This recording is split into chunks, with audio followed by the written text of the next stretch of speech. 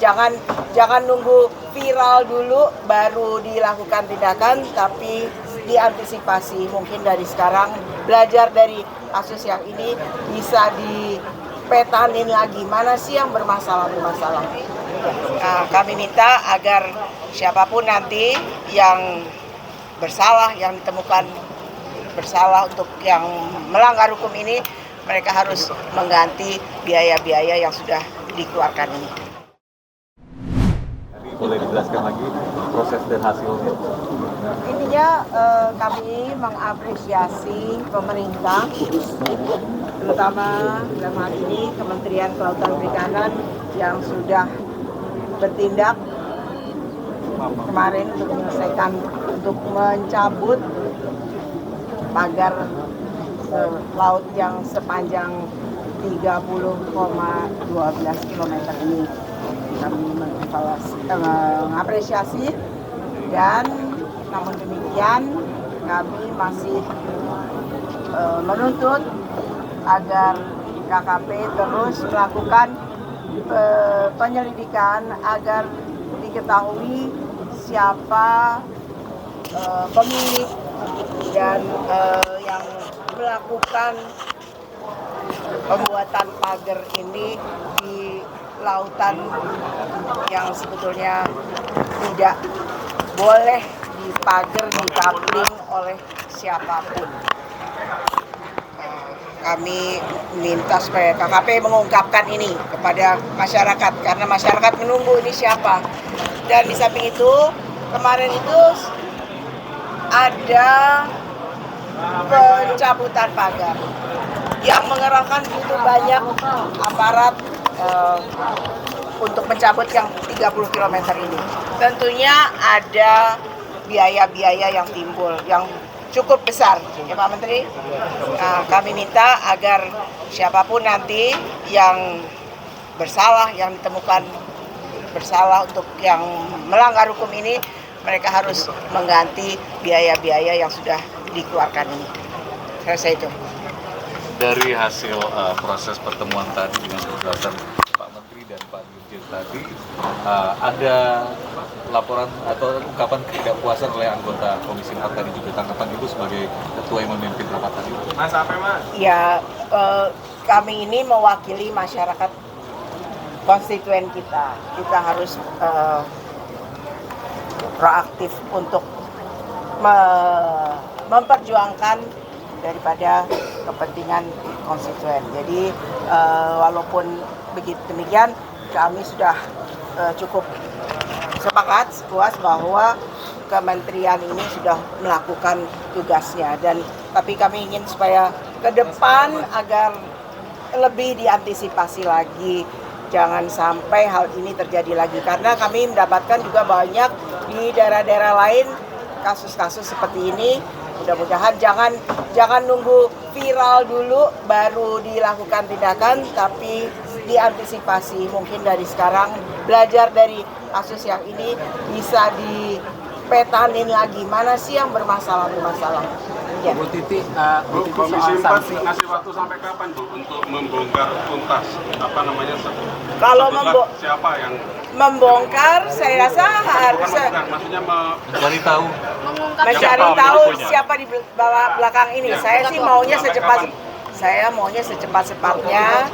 Tadi saya minta juga secepat-cepatnya, tapi dari kementerian, karena ini terkait dengan kementerian-kementerian atau lembaga-lembaga lain, jadi kita beri waktulah Pak Menteri, mudah-mudahan secepat-cepatnya bisa terungkap siapa yang ada di balik semua ini. Bu, ini kan Kalau dari KKP ada target kapan, untuk Pak? pembuatan pansus untuk pagar laut ini gimana nanti Kita lihat nanti. Kalau dari kementerian, dari aparat masalahnya sudah selesai, bisa cepat selesai, rasanya kita tidak perlu buat pansus, ya.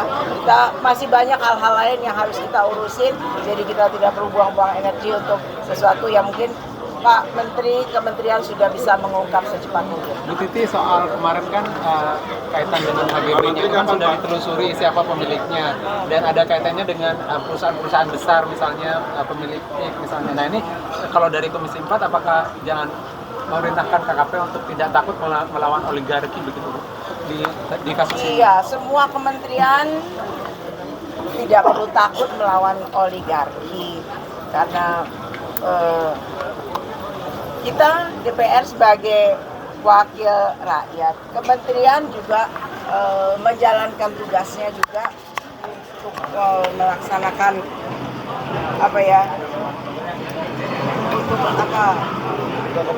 untuk kepentingan rakyat juga gitu. Jadi saya rasa nggak perlu, tanpa harus dikasih tahu, kita juga menekankan supaya kementerian tidak perlu takut dengan oligarki karena kami dari DPR ada di belakang kementerian.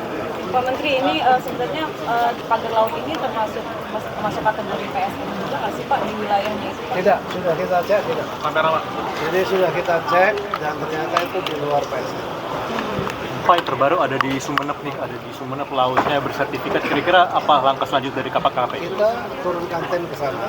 Jadi sebenarnya kan begini, hikmahnya ya. Tadi saya sudah sampaikan kepada Dirjen Ibu Ketua, kepada pimpinan Komisi 4 dan seluruh anggota DPR Komisi 4. Hikmahnya adalah sekarang peduli kepada laut. Ya, selama ini terus terang kita berjuang, tapi laut kan seperti kayak ditumbuhi. Ya, saya merasa bersyukur saja sebenarnya. Tapi artinya gini, kejadian seperti ini kan tidak hanya di Jakarta. Di Bekasi kemarin juga kejadian. Kalau di Bekasi itu mudah karena ada PT-nya. Jadi langsung dapat tuh perusahaannya siapa dan seterusnya, kesalahannya di mana. Di Batam kita juga sering melakukan.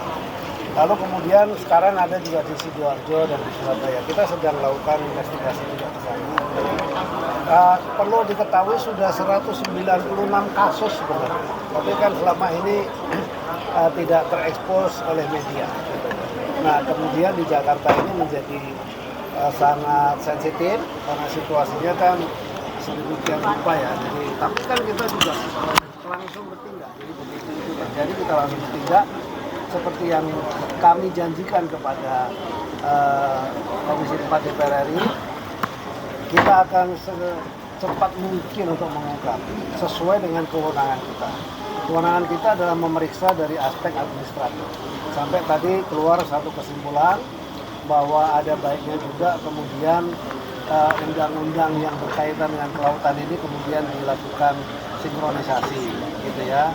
Istilahnya tuh kalau dulu tuh ada omnibus law kan gitu ya, dievaluasi semua untuk disatukan. Menurut saya ini menjadi sangat bagus sekali, sangat baik, dan saya senang sekali kalau begitu. Berarti memang betul-betul laut ini seperti dalam kebijakan di Kementerian Kelautan Perikanan kan soal ekologi dan ekonomi diseimbangkan. Kira-kira begitu. Ini kan sebetulnya kan tekanan ekonomi. Ya kan sisi lain kan ada ekologi juga yang dijaga. Kira-kira begitu. Soal sanksi dari Surabaya, mungkin berkaitan dengan yang ada dari Surabaya, kami langsung datang dari Surabaya. Ya. Mohon maaf, izin Ibu. Kami yang dari Surabaya ini berkaitan dengan adanya yang ada di Surabaya, berkaitan juga dengan ya, ada SWL yang berlabel PSN yang ada di Surabaya. Kami sebagai nelayan dan datang ke Surabaya ke sini langsung untuk memperjuangkan itu, berharap agar PSN ini yang ada di Surabaya khususnya di SWL itu bisa dicabut. Karena apa? Karena itu sudah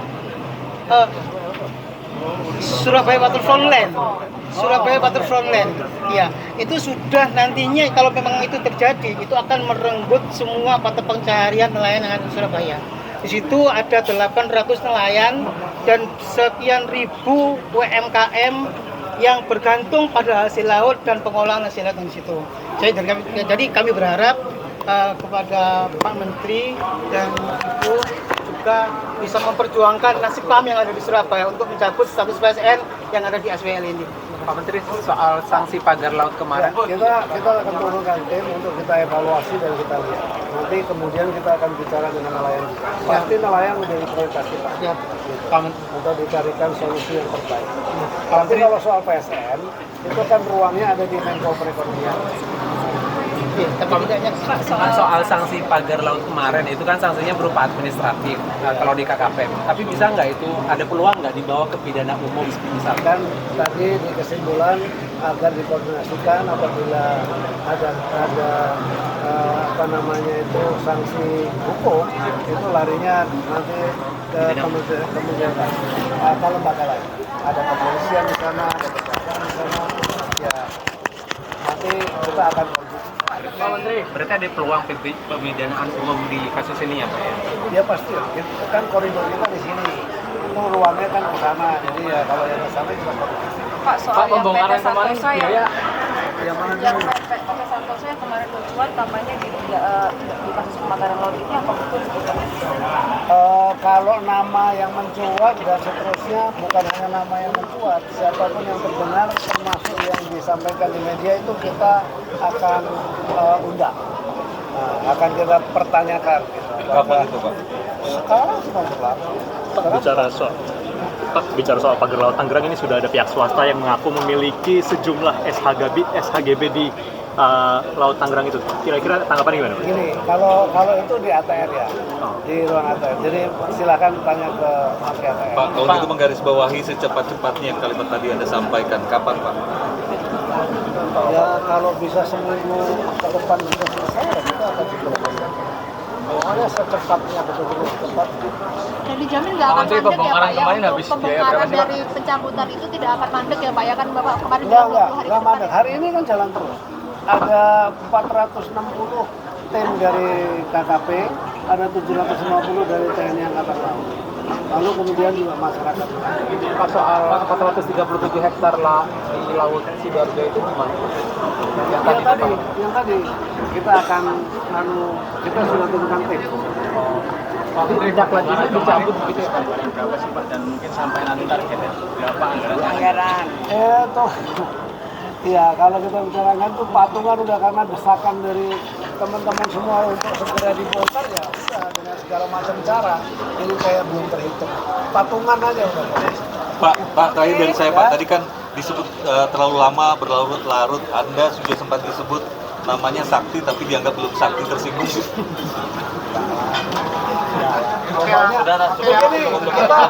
Kita buktikan saja. Saya bekerja dan buktikan apa yang menjadi harapan masyarakat itu bisa terwujud.